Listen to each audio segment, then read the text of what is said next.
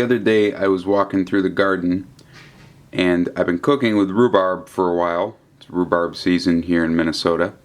And I looked at the rhubarb plant in the garden and I said, "Oh my God, what is that?" And it was a flower stalk. And I've worked with rhubarb for years, but I don't usually pick it directly out of the garden. Usually I buy it from farmers. And I had no idea that rhubarb made flowers.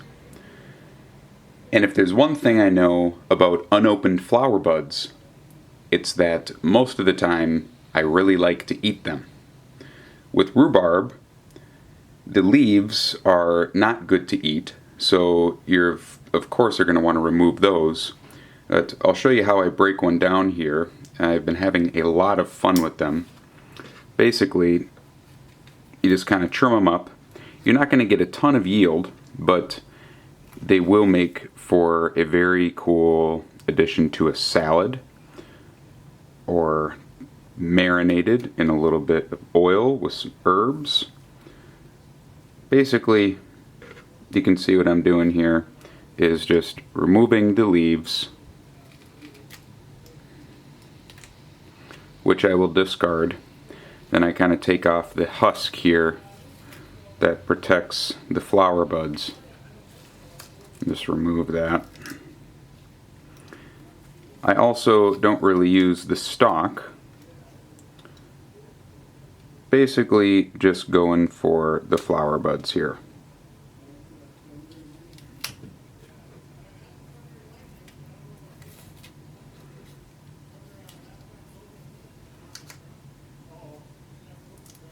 And I mean, of course, working with rhubarb, there's a lot of oxalic acid in it. That's what gives it the sour flavor.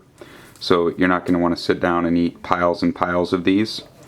But the same thing goes for regular rhubarb.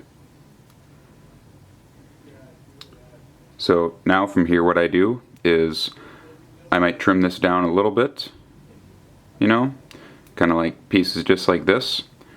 And this week at the restaurant, they're going to go into a little shaved rhubarb salad that goes on top of a piece of fish. And yeah, rhubarb flowers.